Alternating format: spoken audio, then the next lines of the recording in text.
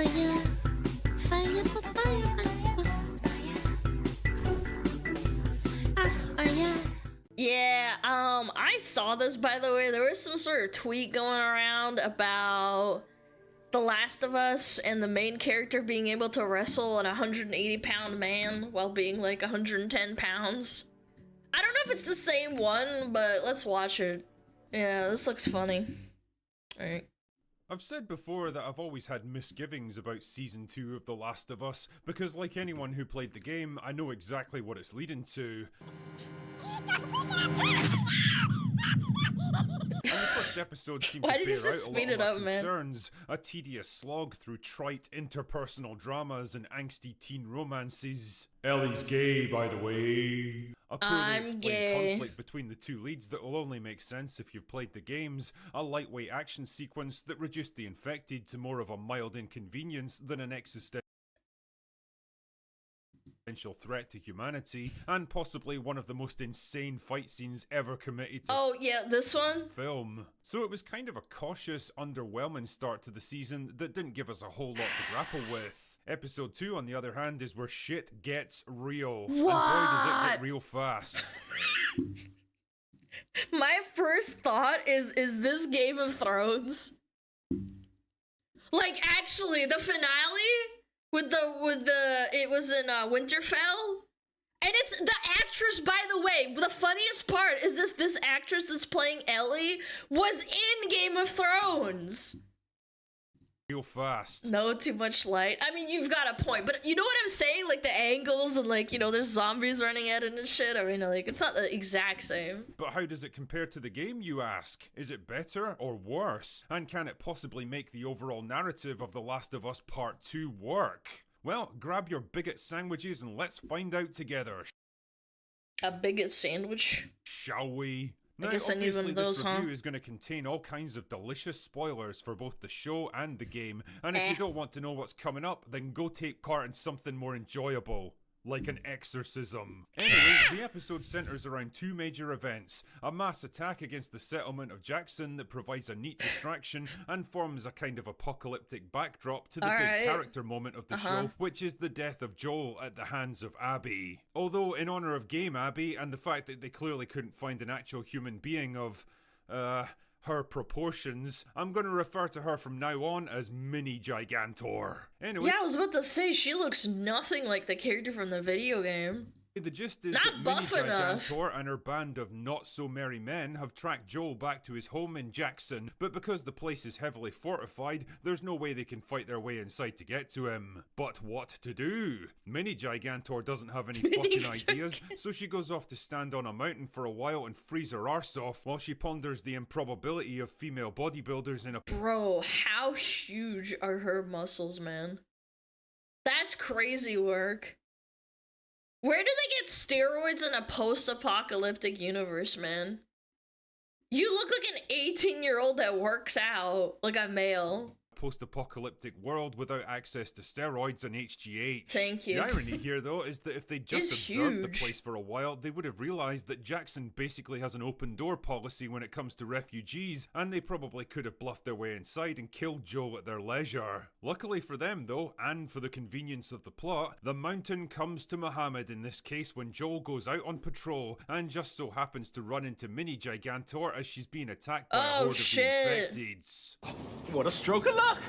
Unable to get back Good to Jackson, writing. the group takes shelter in the lodge where the rest of Mini Gigantor's group are holed up, allowing her to get the drop on him and savagely beat him to death just as Ellie arrives to witness it. So far, so Last of Us Part 2, but how does the show compare to the game? Well, the interesting thing is that it's actually both better and worse depending on your perspective here. First up, I'll give you the positives. One of the biggest and best changes is the big set piece battle in Jackson, which never actually happens in the game, but provides a much needed kick in the arse for this season and a reminder of how dangerous the infected actually are in large numbers. It's well shot, epic, visceral, action-packed, and for once, the human defenders actually make smart use of their resources. And you wanna know the best part? It wasn't filmed in the dark like the fucking Game of Thrones one. That was criminal, man. Actual criminal, like, activity going on. Mostly. You I'm can not see sure what's about the going resolution, on. though. I mean, once the infected break into the place in large numbers, it really seems like they've been overrun. But when we cut back to it at the end of the episode, the defenders are mopping up the last of the infected with no clear indication of how the tide turns. All this is really just window dressing, though. The more important change is the confrontation between Joel and Mini Gigantor, and this is where things are going to get contentious. See, the showrunners are clearly aware of the criticism leveled at the game and the generalized hatred for Abby as a character, where she basically just shows up and kills Joel without any explanation. Here, there's a cold-blooded killer, man. Yeah, that's great. That's great for doing that to a main character. Like, for no reason, basically. much more obvious attempt to develop her motivations and show a more human, vulnerable side to her right off the bat. Sure, the actress does a that's great fair. job with the material, really selling the idea of a loving daughter out to avenge the death of her father, and overall, I empathized with her a lot more than I did with the game version. That's fair. Which isn't exactly difficult. I've empathized more with things Yeah, this floating was in my so toilet out bowl of than left that field. big slab of beef. The setup has also changed slightly so that Joel is paired up with Dina on patrol now, who gives away his name in the heat of the moment and tips Mini Gigantor off that she's found her man. Again, a small change, but an important one to make Joel less of a fucking moron. That being said, it's still frustrating as fuck that he doesn't even attempt to justify his actions from the first season when he's given ample opportunities to do it. I'm not Why saying does it would he- have changed her mind or anything, but it might at least give her pause for thought if he'd said, "I'm really sorry, but your dad was about to murder an innocent girl that I cared deeply about and I didn't want to kill him, but it was the only way to save her life, and if you were in my position, you'd have done exactly the same thing, young lady." I don't know why they beat him to death with a club or why they didn't have any exposition or anything. It's just like to show that truly in the end he was the quote-unquote bad guy in her eyes, even though he could have totally said it. It's not like they stopped him. There was so much pause in between the shots and the scenes. They talk to him and they say like, "Why'd you do it?"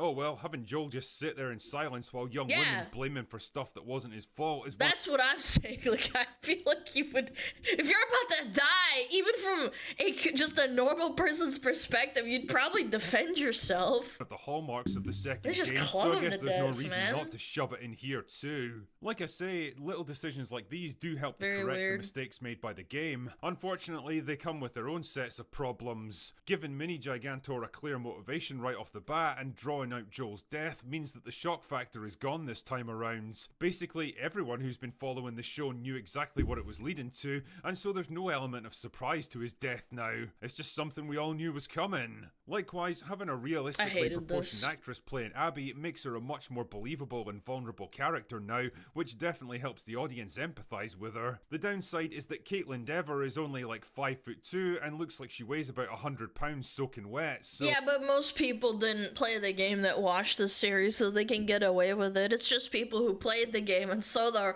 roided up chick who's eating like fucking 4,000 calories a day in bodylifting.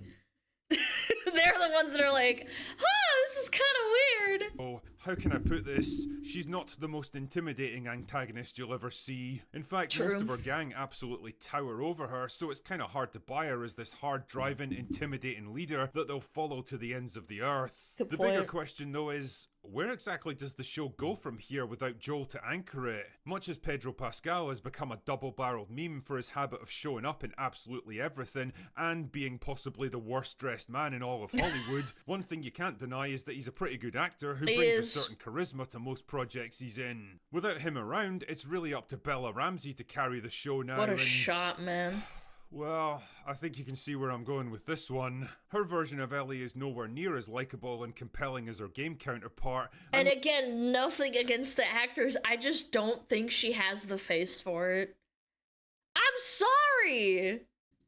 I'm sorry. It's just like I have nothing against her. She's just an actress. with nobody to play against and balance her out, it does make me wonder if the worst thing about this show will end up being its fucking Doesn't fit protagonists. her. I don't know, man. Up until now, we've wondered if The Last of Us was going to follow in the footsteps of the video games or course correct in response to all the criticism. It's currently doing a bit of both, but definitely leaning towards the former. Time will tell if the gamble pays off. Also, just a little reminder that there's about 10 days left to go on the Trial by Fire Kickstarter. We're well past our initial the funding acting goal thing, now, so the we're movie pushing thing. really hard in these last couple of weeks to reach our stretch goals so we can produce more and hopefully more ambitious and complex short films. So, if you'd like to support independent film projects and make all our creative dreams come true, the link is in the description. Anyway, that's all I've got for today. I think it'll fall apart Go without away Joel. now. Joel was one of the integral characters. I watched like a couple of episodes here and there, and obviously like clips on Twitter.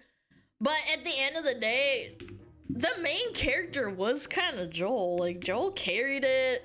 You had the really sad story start at the beginning, which a lot of people empathize with.